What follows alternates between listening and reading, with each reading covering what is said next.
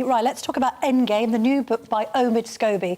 That name might not be familiar to you. He's the author of Finding Freedom, which was a hagiography of Harry and Meghan's exit from the royal family.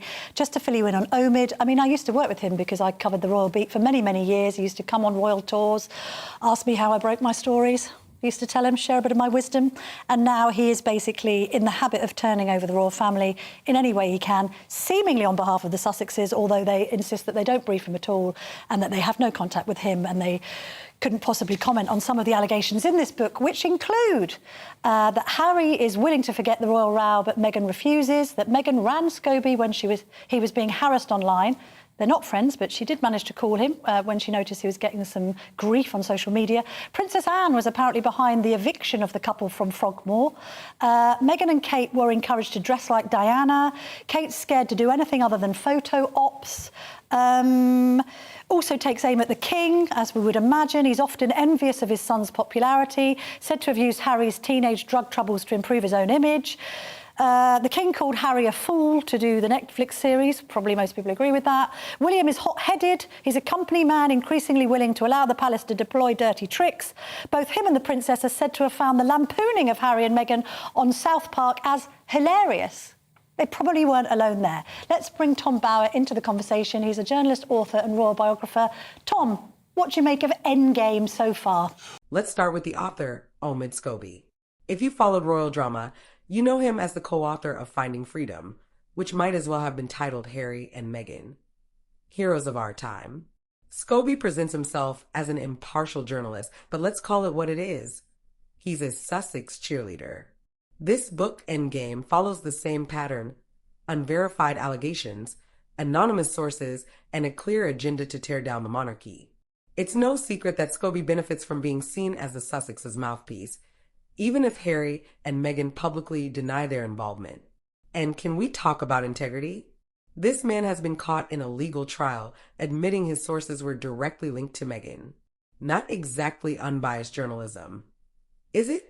Well, I think it's a rather risible and worthless book written by a man who, we've got to remember, completely lied about his sources last time, or told the accuracies. He suggested that he didn't have that much contact with the Sussexes, and then during a trial, Meghan's trial for privacy and breach of confidence and data protection, it was discovered that she had actually sent an email where she admitted knowing Omid and perhaps wanting to inform some of Finding Freedom. No, much more than that, Camilla. What happened was he signed a statement saying it was the truth for the trial against the Mail on Sunday, saying he had no contact whatsoever and no briefing whatsoever from the Sussexes. And we know that the Sussexes spokesman, Jason Knauf, sat for 2 hours with Omid Scobie, reading him the briefing notes that Meghan herself had written. I suppose she herself also the more said, important question is, have they informed this book? Of course they have. And what he does is, he doesn't actually talk to Meghan directly, as he didn't for Finding Freedom. He talks to the pressman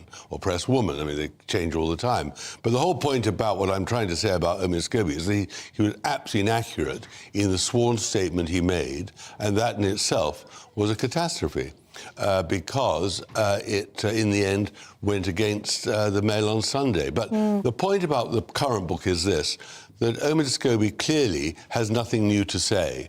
All he's got is silly stories like King Charles irons his shoelaces. Well, who doesn't? Let's be honest. Come on, we've all been there. But it's worse than that. I do find his attack on Kate really gratuitous, but of course that is very much Meghan speaking. Well, it's basically depicting Kate as a Stepford wife that doesn't have much use of... And she's a wonderful woman. She's doing a terrific job. And the point about him, he's looking for headlines, and us sitting here is giving him headlines. But really, he's an incorrigible rascal who's getting away with it. Scobie brands the institution of monarchy tone-deaf, racist and financially reckless. Tom Bower is spot on when he says this book reeks of Meghan Markle's influence. Let's be real. The Sussexes may claim no official involvement, but the connections are glaring. Emails from Meghan to Scobie have surfaced in past court cases, revealing how she orchestrated narratives behind the scenes. It's a calculated move. They publicly distance themselves while planting seeds through proxies like Scobie. This is classic PR strategy. Attack your enemies while keeping your hands clean. The British public sees through the charade, and frankly, so do Americans. So Scobie claims Princess and was behind Harry and Meghan's eviction from Frogmore Cottage. First off, where's the proof? This feels like a calculated attempt to pit popular royals against each other. Princess Anne has always been the epitome of duty and discretion, qualities Harry and Meghan seem to lack. And let's talk about Frogmore. They wanted privacy, but when the royal family grants it, they cry foul. You can't demand independence and then act outraged when the perks of royalty dry up. This isn't oppression, it's accountability. Although a review has commented, this is quite interesting, Harry and Meghan emerged glowing with goodness like extras from a Ready Brek ad. The Independent gave it 3 out of 5 stars and said that Scobie was unfailingly sympathetic to the Sussexes. He does not hold them accountable for anything. This is the problem.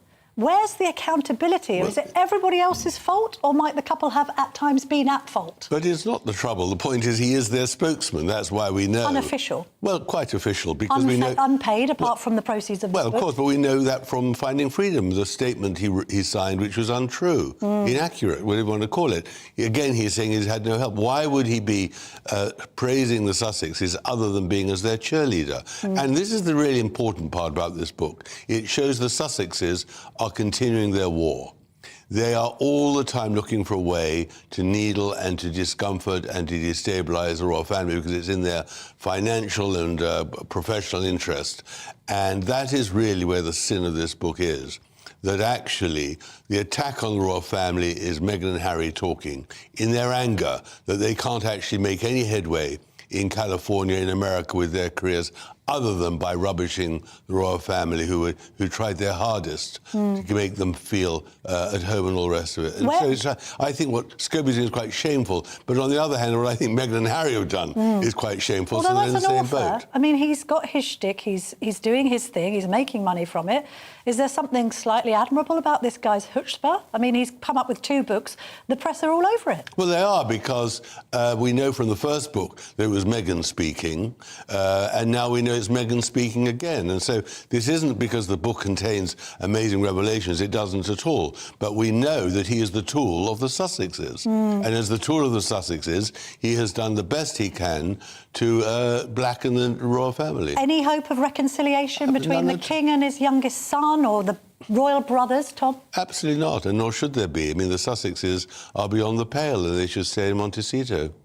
Scobie writes that Harry wants to reconcile, but Meghan won't let it happen. Shocking? Not really. This aligns perfectly with her pattern: isolate, control, and dominate the narrative. Harry seems like a man torn between 2 worlds, his royal heritage and Meghan's Hollywood agenda. Reconciliation requires humility and compromise, neither of which are Meghan's strong suits. And let's not forget, reconciliation doesn't sell books or Netflix specials.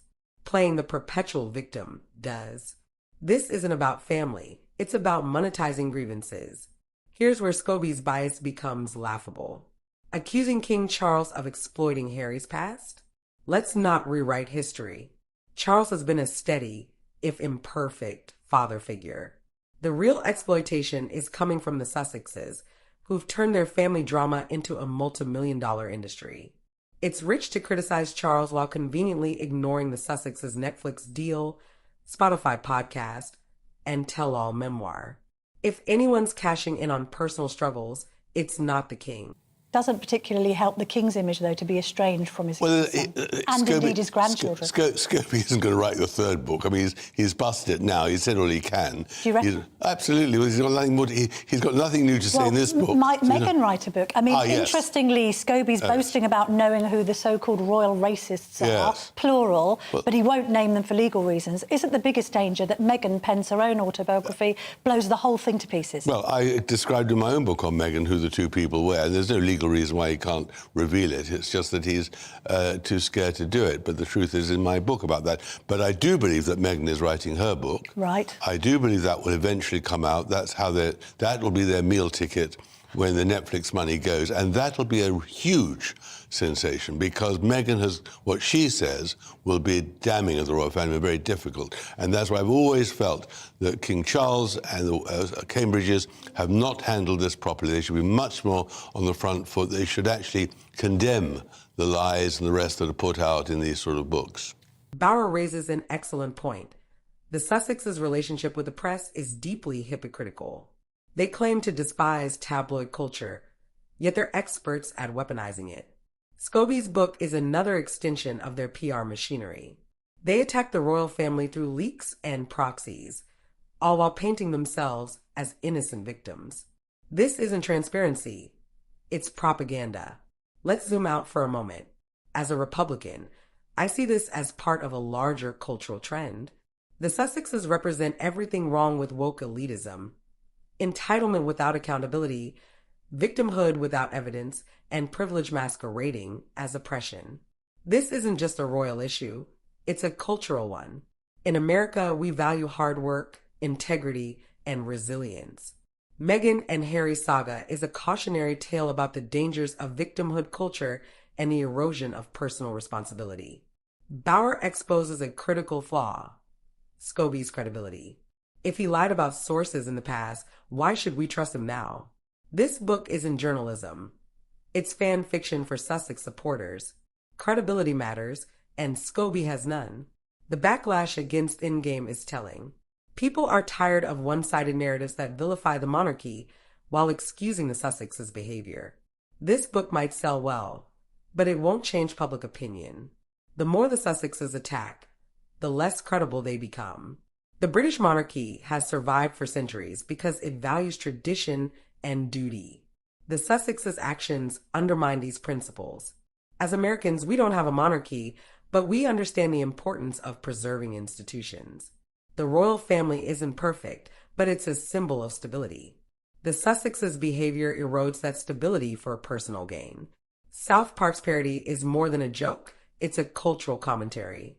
It reflects how far the Sussexes have fallen in public esteem. When a cartoon can capture your hypocrisy better than your PR team, it's time to rethink your strategy. Ultimately, Endgame is a missed opportunity. Instead of providing insight, it rehashes old grievances. It's a book designed to divide, not inform. Scobie's allegiance to the Sussexes undermines his credibility and the book's impact. That's it for today's deep dive. Omid Scobie's Endgame isn't a bombshell. It's a dud. If you agree, hit that like button and subscribe for more common sense commentary. And if you disagree, let's debate in the comments.